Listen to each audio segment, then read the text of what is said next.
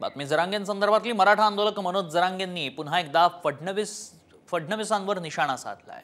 सरकारनं मराठा समाजाला आरक्षण न दिल्यास उपमुख्यमंत्री फडणवीस जबाबदार असतील अशा शब्दात जरांगेंनी थेट इशारा दिलाय। तर मराठा आरक्षणासाठी स्थगित केलेलं उपोषण आजपासून सुरू करत असल्याचंही जरांगे जाहीर करतायत।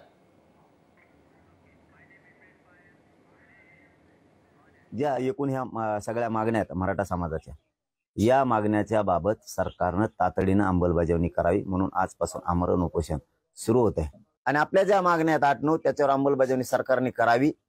सरकारने नाही केली तर समाजाने उघड्या डोळ्यानं बघावं, मी आरक्षणासाठी उपोषणाला बसतोय। जर सरकारनं नाही दिलं तर याला देवेंद्र फडणवीस जबाबदार असणार आहे। जरांगेला नेमकं कोण हे करतंय? सातत्याने उपोषण आंदोलन चाललंय काय कळत नाही। तुम्ही त्यांना विचारलं पाहिजे, मला विचार चुकीच्या माणसाला टार्गेट करताय, चुकीच्या माणसाला विचारता तुम्ही। काही राजकारण आहे याच्या मागे? कोण करतंय? ग्राफिक्सच्या माध्यमातून पाहूया जरांगेंच्या नेमक्या मागण्या तरी काय। मराठ्यांना ओबीसी मधून आरक्षण द्या,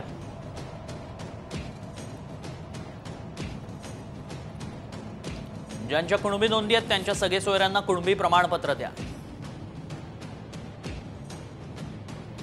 थेट नोंदी नसल्यास त्यांच्याकडून सगळे सोयरे असल्याचं शपथपत्र लिहून घ्या।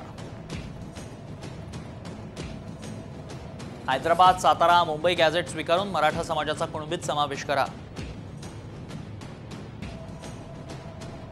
कुणबीच्या आधारावर ओबीसी प्रमाणपत्राची व्हॅलिडिटी करा।